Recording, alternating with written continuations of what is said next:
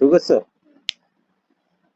প্রিয় শিক্ষার্থী, 3.3 উৎপাদকে বিশ্লেষণের পর্ব 2 এ তোমাদেরকে সবাইকে সুস্বাগতম।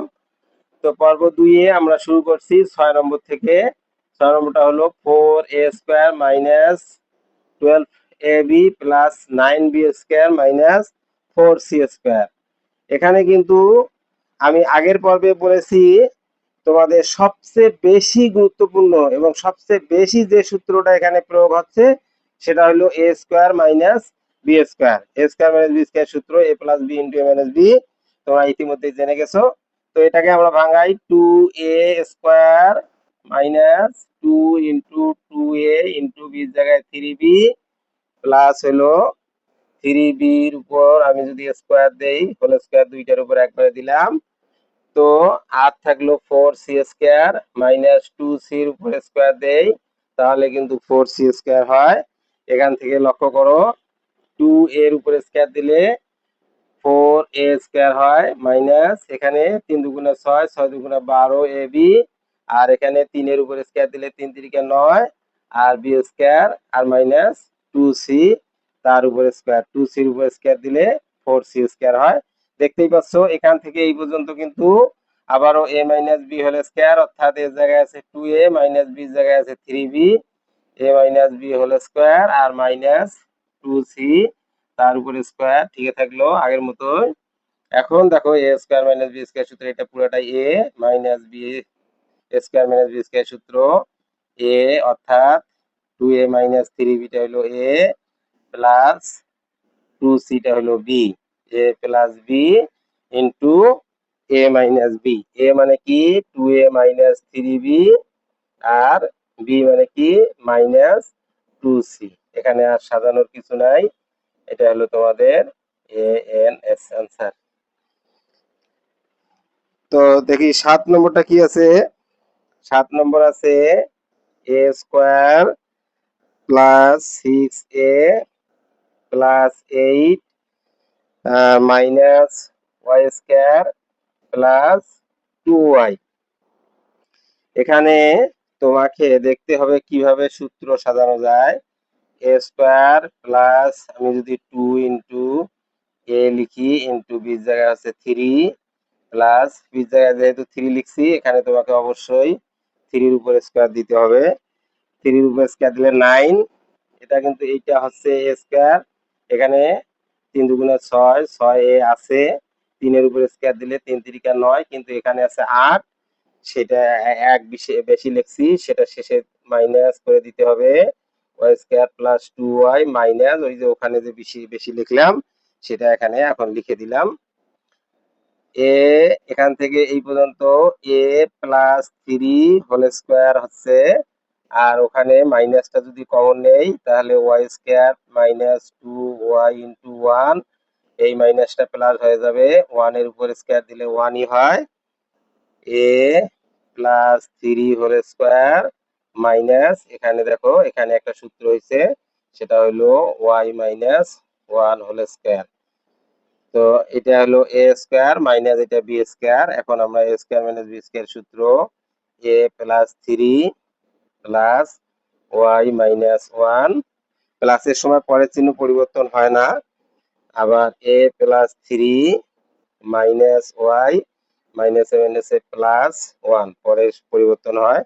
এটাকে যদি আমরা আর একটু মডিফাইড করতে পারি a প্লাস y, এই প্লাস 3 আর মাইনাস 1 প্লাস মাইনাস করলে প্লাস 2 হবে, আর এখানে হইলো a মাইনাস y, 3 আর প্লাস 1 করলে প্লাস 4 হবে। আশা করি বুঝছো। এখানে ভেরি সিম্পল, দেখতেই পাচ্ছ প্রথমেরটা যে আকারে আছে তাতে দেখেই মনে হচ্ছে a স্কয়ার মাইনাস b স্কয়ারের সূত্র, আর এটা হলো এটা a square minus b square সূত্র, আর এটা আমরা কমন নিলে এখানে হবে 4x এর উপর স্কয়ার মাইনাস 5y এর উপর স্কয়ার, আর ওখান থেকে যদি আমরা মাইনাস 2z কমন নেই, z এখানেও আছে ওখানেও আছে, 2 দিয়ে দুইটাকে ভাগ করা যায়, 2z কমন নেই তাহলে থাকবে 4x মাইনাস 5y এখন প্রথমে অংশটা দেখতেই পাচ্ছ, a স্কয়ার মাইনাস b স্কয়ারের সূত্র 4x plus 5y into 4x minus 5y আর মাইনাস 2z, এখানে 4x মাইনাস 5y ঠিক থাকবে। এখন 4x মাইনাস 5, এখানে কিন্তু আমি আগেই বলছি এখানে দুইটা পদ আছে, এটা এটা একটা পদ আর এটা পুরোটাই একটা পদ। দুই পদের মধ্যে মিল খুঁজে পাচ্ছি আমরা 4x minus 5y, 4x minus 5y common নিলে এখানে থাকবে 4x plus 5y minus 2z। আশা করি বুঝছো, এবং না বুঝে থাকলে তোমাদের কমেন্ট বক্সে জানানোর সুযোগ আছে। 9 নম্বর আছে x square plus 13x plus 36। তো এখানে কিভাবে করব দেখি। এখানে তুমি যে কাজটা করতে হবে তোমাকে সেটা হলো, অবশ্যই 6-7 এর বইয়ে এরকম অঙ্ক আছে।